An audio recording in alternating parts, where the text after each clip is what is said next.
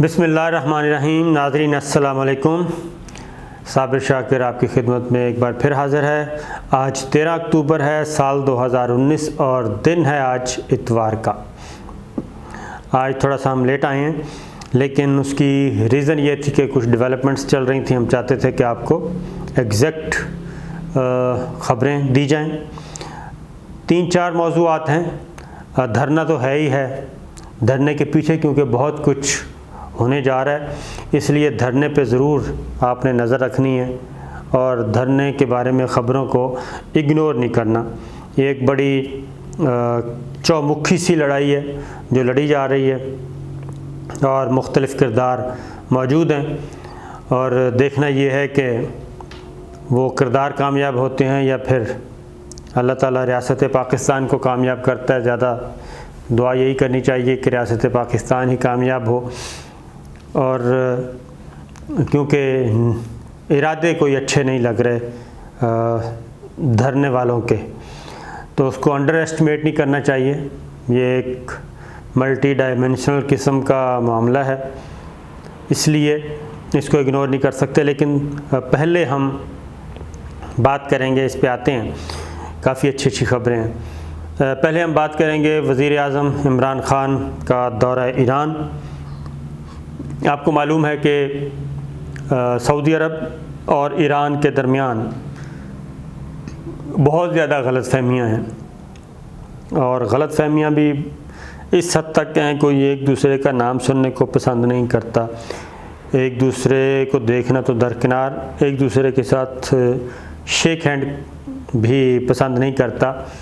دونوں اسلامی ملک ہیں، لیکن اس کے باوجود دونوں کے درمیان بہت زیادہ تناؤ ہے، اور معاملات جو ہیں وہ جنگ کی طرف جا رہے ہیں۔ اس میں ایسے ایلیمنٹس بھی ہیں جن کو ہم سپر پاورز کہتے ہیں، وہ بھی چاہتے ہیں کہ ان کے درمیان کوئی لڑائی ہو، جنگ ہو۔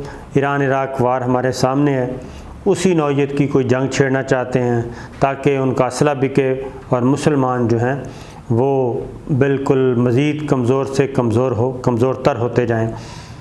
تو ایک طرف ان کا پلان ہے، دوسری طرف ان کی اپنی گراؤنڈ پہ دونوں سائڈز پہ یہ چیزیں موجود ہیں۔ پروکسی وارز بھی چل رہی ہیں، شام میں بھی چل رہی ہے، یمن میں بھی چل رہی ہے، اور یمن سعودی عرب کا ہمسایہ ملک ہے، اور وہاں پہ سعودی عرب کا یہ کہنا ہے، ان کے پاس شواہد بھی ہیں کہ یمن میں جو انریسٹ پیدا کیا جا رہا ہے، حوثی باغیوں کو جو سپورٹ کیا جا رہا ہے، وہ ایران کی طرف سے کیا جا رہا ہے، جو کہ غلط ہے، اور اس کا سعودی عرب کو ڈیسٹیبل کرنے کی کوشش کی جا رہی ہے۔ یہ بات پھر شام میں بھی اسی نوعیت کی معاملات ہیں۔ تو یہ ایک شیعہ سنی والا معاملہ بھی چل رہا ہے۔ ایران ایک اہل تشیعوں کا ملک ہے اور اس فلسفی کو لے کے، اس فرقے کو لے کے آگے بڑھتا ہے۔ سعودی عرب اہل سنت کی نمائندگی کرتا ہے۔ تو یہ چیز کافی ٹرکی سی ہے، اور خاص طور پہ یمن والا معاملہ بھی چل رہا تھا، شام والا بھی چل رہا تھا، اسرائیل کے معاملے میں بھی، فلسطین کے معاملے میں بھی۔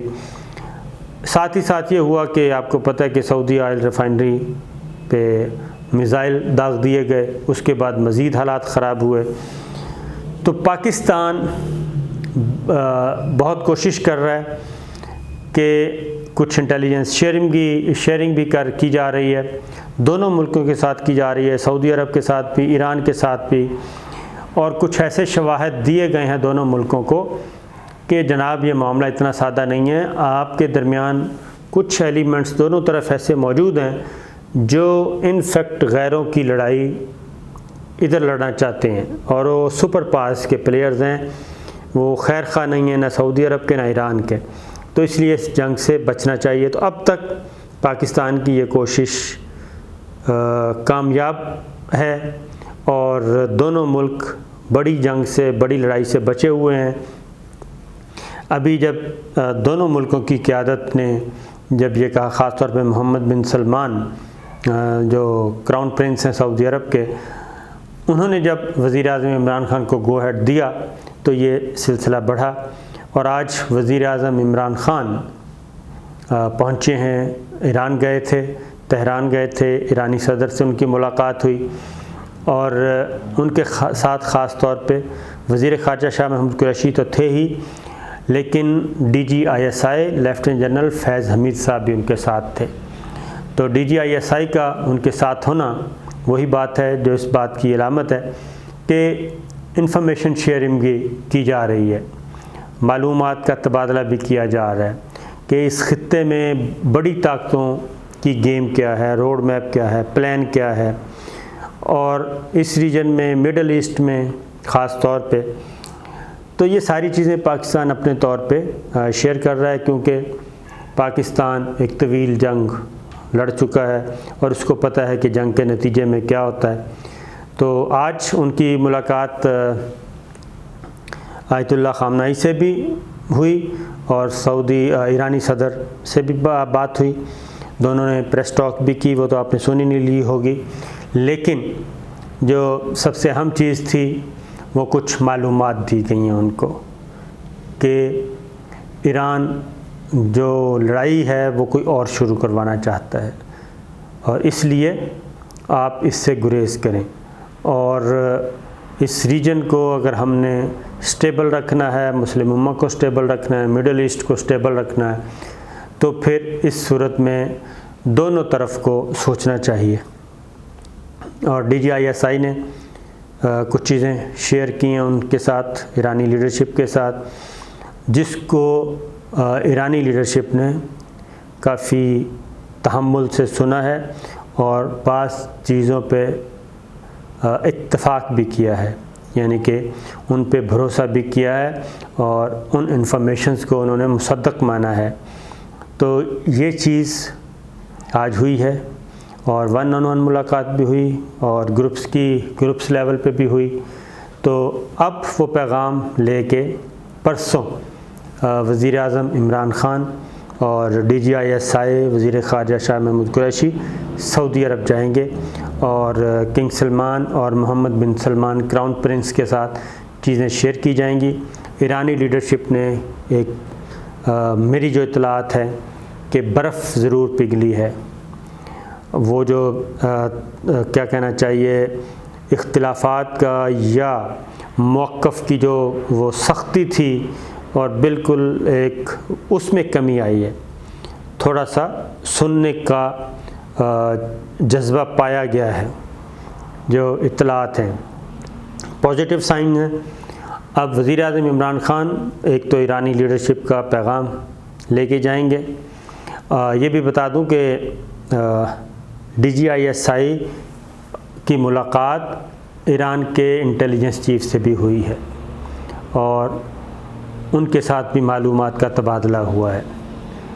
اس حد تک بھی یہ صرف دورہ برائے دورہ نہیں تھا، کافی چیزیں سالڈ پاکستان کے پاس بھی تھیں، وہ شیئر کی گئی ہیں۔ اب یہ چیزیں جائیں گی سعودی عرب، ریاض کا دورہ ہے منگل کا، اور محمد بن سلمان اور سعودی لیڈرشپ کے ساتھ ملا جائے گا۔ DGISI اگین ان کے ساتھ ہوں گے، اور سعودی انٹیلیجنس چیف کے ساتھ بھی چیزیں شیئر کی جائیں گی، اور توقع یہی ہے کہ یہ پازیٹیو پیغام لے کے جا رہے ہیں، تو پازیٹیو پیغام کا جواب بھی پازیٹیو، کیونکہ اگر یہ ہو جاتا ہے، یقین جانے کہ اگر ایران اور سعودی عرب ایک میز پہ آ جاتے ہیں، بیٹھ کے معاملات حل کر لیتے ہیں، تو تصور نہیں کیا جا سکتا کہ اس کا فائدہ اس ریجن کو، مسلمانوں کو کتنا ہوگا۔ ادروائز یہ ایک فساد ہے، کیونکہ آپ نے دیکھا کہ جیسے ہی عمران خان نے وزٹ کرنا تھا تو صرف 2 دن پہلے ایران کے آئل ٹینکر کو ہٹ کیا گیا ہے۔ تو جو سپائلرز جن کو کہا جاتا ہے، جو فساد پیدا کرنا چاہتے ہیں ایلیمنٹس، وہ بھی موجود ہیں۔ خیر، یہ تھا۔ دوسری جانب ایک اچھی خبر اس سینس میں کہ FATF financial action task force, جس میں یہ اگین بتاؤں کہ انڈیا بھی ہے، اس میں انڈیا تو ہے ہی ہے، کچھ سپر پاورز جن کو بظاہر وہ دوست اور بڑی گڈی باتیں کرتے ہیں، وہ بھی شامل ہیں۔ FATF کے ذریعے پاکستان کو بلیک لسٹ قرار دیا جانا تھا، اس پہ پابندیاں عائد کرنی تھیں، معاشی اور اقتصادی، اور اس کے بعد پاکستان کی اکانومی کو بھی تباہ کرنا تھا، یہ چیز تھی۔ لیکن پاکستان کو اس بات کا علم ہوا، پاکستان مسلسل گرے لسٹ میں ہے، اور منی لانڈرنگ کے حوالے سے، کالعدم تنظیموں کے حوالے سے، مدارس ریفارمز کے حوالے سے یہ سٹیپس لیے گئے، اور میں سمجھتا ہوں کہ اس کا کریڈٹ جو ہے وہ ہمارے انٹیلیجنس اداروں کو جاتا ہے اور جنرل قمر جاوید باجوہ صاحب کو جاتا ہے کہ بیک ڈور چینل پہ انہوں نے ایک تو بیفور ٹائم انفارم کیا، جب نواز شریف صاحب وزیر اعظم تھے ان کو، اسحاق ڈار صاحب کو، کہ یہ فیٹف کے فورم پہ پاکستان کو گھیرنے کے لیے پلان تیار ہو چکا ہے، تو یہ اقدامات اٹھا لیں۔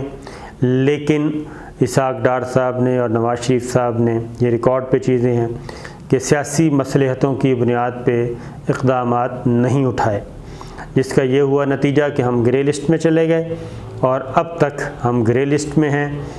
پاکستان نے 95% پازیٹیو کام کیے ہیں، جو ان کا ایک کرائیٹیریا ہوتا ہے، معیار ہوتا ہے، جو ان کے اشاریے ہوتے ہیں چیک کرنے کا پیمانہ، تو مور دین 95% پاکستان ایسے اقدامات کر چکا ہے کہ اگر کوئی اور ملک ہوتا تو اب تک فیٹف سے نکل چکا ہوتا، اس کو کلین چٹ دی جا چکی ہوتی۔ لیکن اس کے عذاب پس منظر میں، بیک گراؤنڈ میں عزائم جو ہیں، ٹارگٹس جو ہیں، ہدف جو ہیں، وہ ہیں پولیٹیکل، اور وہ سپر پاورز بھی، اور اس کے ساتھ جو ان کے دم چھلے ہیں لائک انڈیا، وہ بھی۔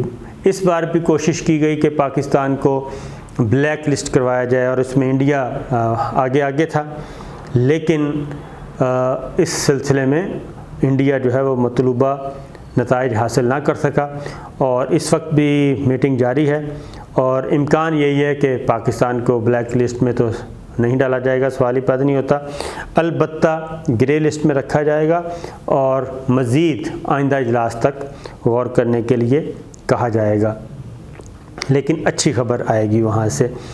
پھر دھرنے کے معاملے میں یہ آخری منٹ میں بتا دوں کہ بالکل سیریس ایشو ہے۔ مولانا فضل الرحمان صاحب KPK میں، فاٹا میں اپنے پرعزم ہیں، اور اپنے کارکنان کو، اپنے فالورز کو اور ملیٹنشیا کو بہت بھرپور قسم کی تیاریاں کروا رہے ہیں، اور نہ صرف تیاریاں کروا رہے ہیں بلکہ بھرپور طریقے سے وہ دھرنے کے لیے اسلام آباد آنے کے لیے تیار ہیں، پلاننگ کر رہے ہیں، منصوبہ بندی کر رہے ہیں۔ ان کو جو انڈر ایسٹیمیٹ کر رہا ہے وہ غلط ہے۔ اب نواز شریف صاحب کی طرف سے بھی ایک ڈیلیگیشن مسلم لیگ نون کا ان سے ملاقات کر رہا ہے آج، اس کے نتائج کیا نکلتے ہیں دیکھتے ہیں۔ لیکن مولانا فضل الرحمان صاحب ہر صورت میں اسلام آباد آنا چاہتے ہیں، اور اس کے لیے بھرپور تیاری کر رہے ہیں۔ یہ کثیر الجہتی قسم کی لڑائی ہے، بہت سارے کردار اس میں انوالو ہیں، اور اس کے موٹیوز پولیٹیکل موٹیوز ہیں، آبجیکٹیوز ہیں۔ دیکھتے ہیں آگے چل کے کیا ہوتا ہے۔ تو ٹائم ختم ہو گیا، اجازت دیجیے، اللہ حافظ۔